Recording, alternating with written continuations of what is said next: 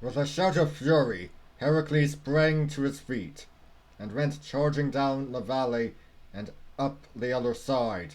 But by the time he got there, the lion had gone, and one of the cows lay dead. "I'll kill that lion or perish in the attempt!"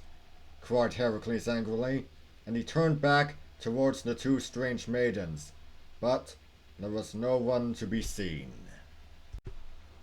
Heracles returned to Thebes for his brother Hercules, who took charge of the cattle, and he himself set out to trail the lion to its den. He did not succeed in this, however, and after a night and a day on Cithaeron, he came down into a distant valley where dwelt King Thestius with his 50 beautiful daughters. He was welcomed at the palace, and there he stayed for 50 nights, entertained kindly by the 50 lovely princesses, who took it in turns to attend upon the young man who spent each day hunting upon the mountain. After 50 days, Heracles at length tracked the great lion to its lair, a cave in a dark, evil-smelling crevice of the rocks.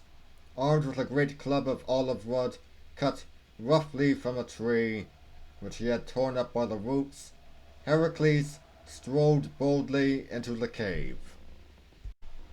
The great yellow lion came at him, roaring horribly, and Heracles retreated so as to have more light.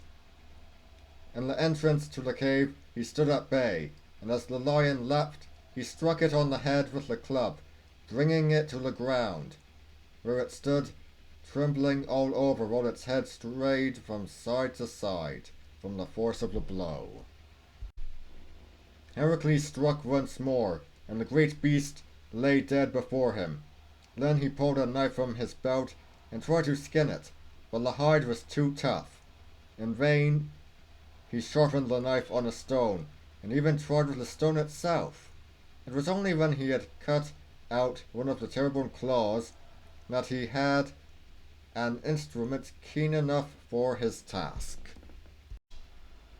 When the skin was off, Heracles dried and cured it carefully, and wore it ever afterwards, tied over his shoulders and round his waist, with the scalp over his head like a helmet, so that it served both as clothing and armor.